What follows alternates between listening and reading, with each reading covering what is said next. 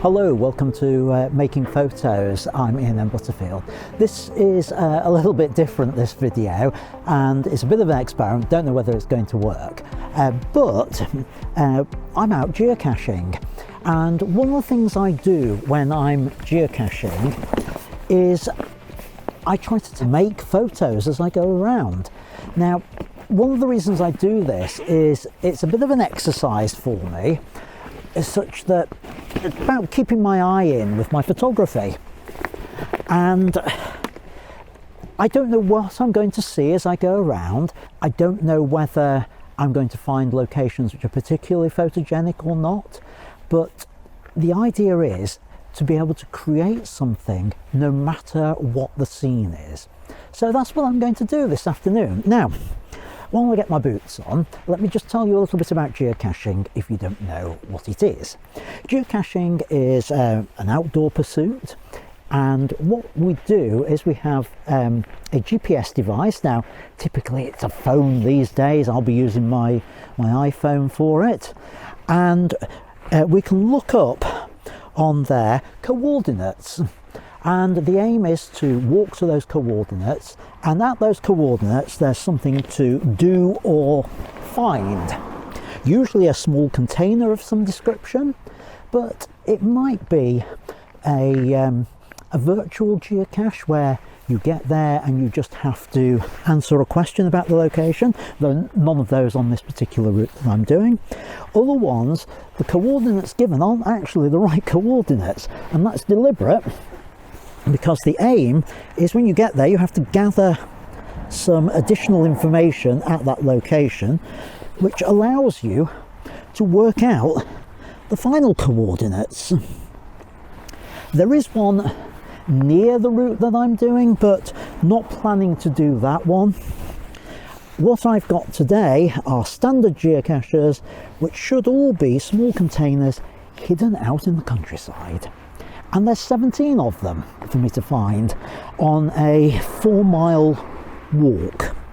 Now, I've got about 3 hours to do this, which is going to be quite tough, because not only am I trying to find the geocaches, walk 4 miles, but I'm also trying to record this video as well. So it's a bit of a challenge. And what happens if I go over the 3 hours? Well, it goes dark. That's what happens, because sunset's 4:30. It's now 20 past 1. So I'd better get a move on, get my boots on, and get underway. So come and join me on a photographic geocaching expedition. Oh, and by the way, if you're a geocacher already and you want to know where I am, the circuit I'm doing is called the Alderly Amble, and it's near Nether Alderley, just south of Alderley Edge.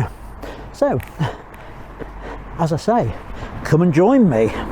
Let's see what we can find and what photos we can create.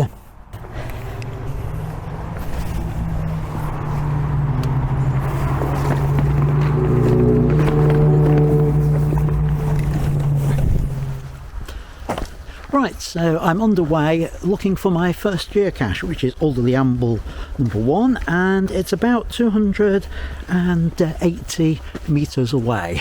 I'm on the main road at the moment. The car is parked just behind me, you might just be able to see it, and I'm looking for an opening to go down and find it. Right, I'm just approaching what we refer to in geocaching as GZ, the ground zero location of the geocache. I've had a look at the hint for this one to get me started, and the hint says tree stump. So, yeah, excuse me a few moments while I try and find it. Okay, I've found the geocache. I've assigned the log. If you want to know what the geocache looks like, I'll show you. Pop the log back in there. That's the container. It was hidden away. I'm not going to show you where, in case there's some geocachers actually watching this, don't want to give the game away. So I'm going to put the lid back on that, and then I shall hide it away back where it was.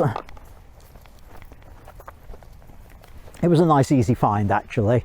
But now the challenge for me as a photographer is to work out how to create a photograph here.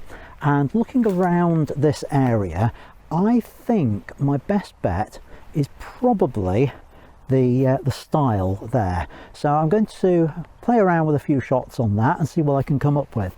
Probably shooting from low down, get the style, the woodlands in the background. I don't know whether it might be a black and white image in the end, but that's what I'm going to aim to shoot.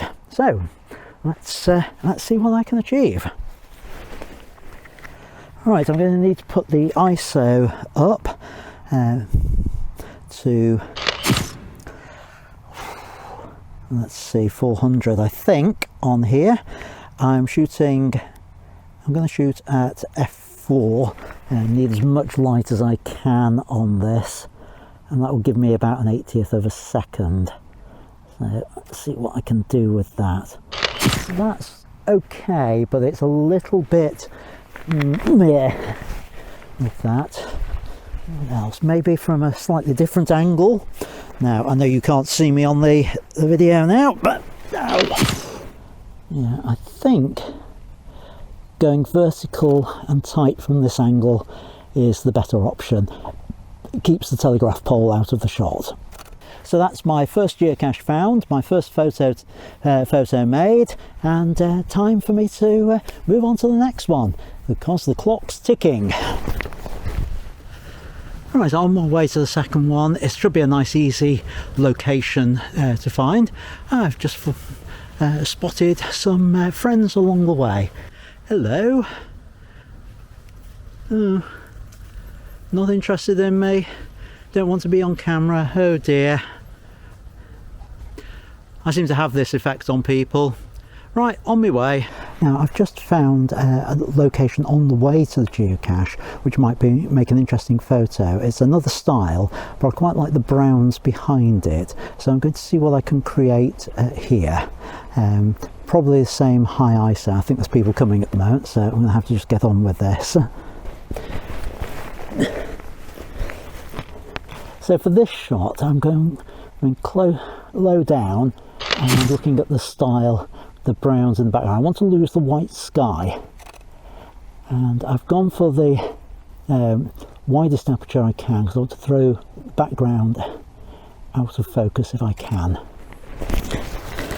And I quite like the look of the autumnal colours in there, even though we're in the middle of January.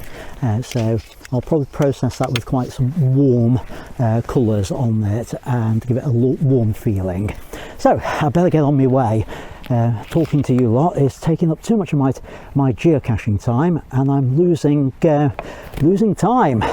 Having come over the stile, I found this lovely cobbled road behind me, and it stretches out in front of me in the direction I'm going. I need to just get out of the way because there's a car coming now. So I've taken a moment to photograph that, and a lovely opportunity for photography as I come along, and that's one I shall probably use as my photograph for geocache number 2, which I better get on and find. This geocache is worth commenting on. It's number 3 in the series. The hint is base of tree. There's no surprise that the tree is the one behind. It is a disguised geocache. I'm not going to show you what it is. It's hidden as something else. Quick find for me. I got a good idea what I was looking for. Photographically, what I've done here is I've created a shot of textures of the tree, but also, just come and have a look at this. Can you see here? A Garfield pebble. So I've also had a shot of that as well. Right, on to number 4. Right, I've moved on to geocache number 7 in the series. 4 wasn't that inspiring for photographs, but I did manage to get a field with some trees in, and we'll just have to see how that one turns out. 5 and 6 were DNFs, or did not finds in geocaching parlance, so no photos from there. The number 6 was a bit frustrating because it has been found earlier today, but I just couldn't find it. It should be in a very obvious location. The clue is trolls live here or something similar, which usually means under the bridge. I spent quite a while on my hands and knees searching for it, but to no avail. Oh well, that's geocaching for you. 7's not terribly inspiring for images, so what I've done is I've created a shot of the ivy behind me as a close-up macro type shot, although I haven't got a macro lens with me. So that's number 7. Time to move on, because I am way behind time at the moment on this, and at the moment I'll be thinking, well, am I going to finish this in time, or am I going to just have to cut it short and head back via the roads? Anyway, on my way. I'm now at number 10.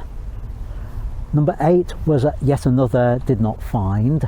Number 9 was an easy find, as was this one at number 10. For number 9's photo, I'm going to use the images of some horses which were around geocache number 8 area. Enjoyed grabbing a few snaps of them. Had to make sure I had a high ISO with that. They came in quite close, other side of the fence of course to me. So nice to share those images and try and get it was difficult to get a composition with them because they kept moving and they were in close as well, but I think I managed it. Here is quite tricky. I've struggled a little bit. I've wanted to try and get the bridge that you can just see over my shoulder, and perhaps using this post behind me as a framing device. Not quite sure that's worked on there. I've tried both with and without, but if I turn around you can see the tree behind me, hopefully there, that I've done a couple of shots of that as well, so I'm going to play with that and see if I can darken the sky down a little bit.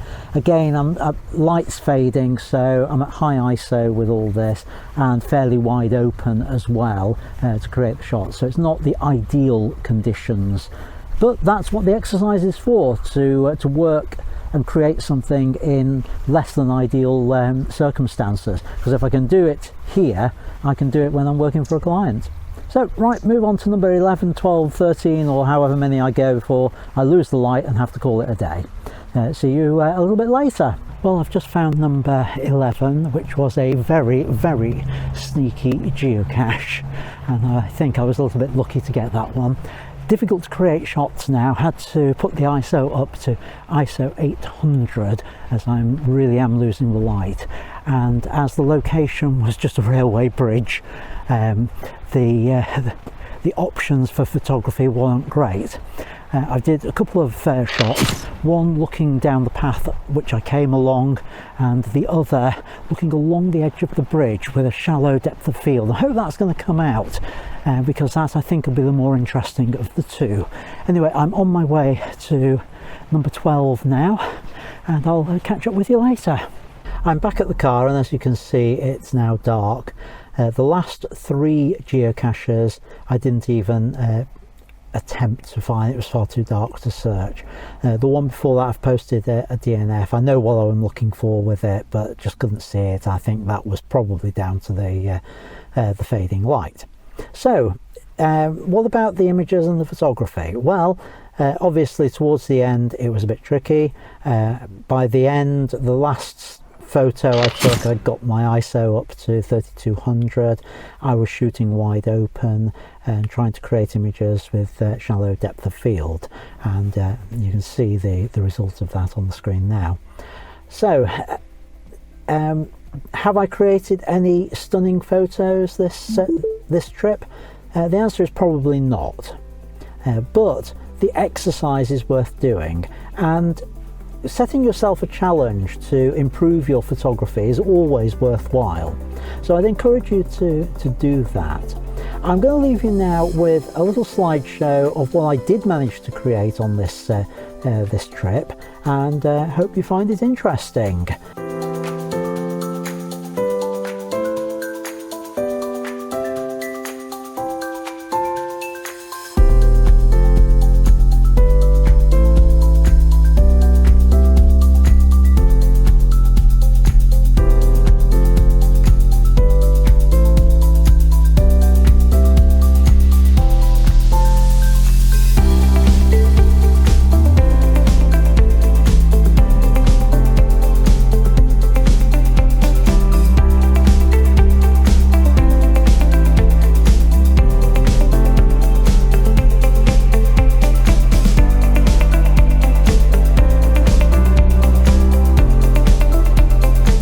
thanks for watching. I hope you found the geocaching photography video interesting.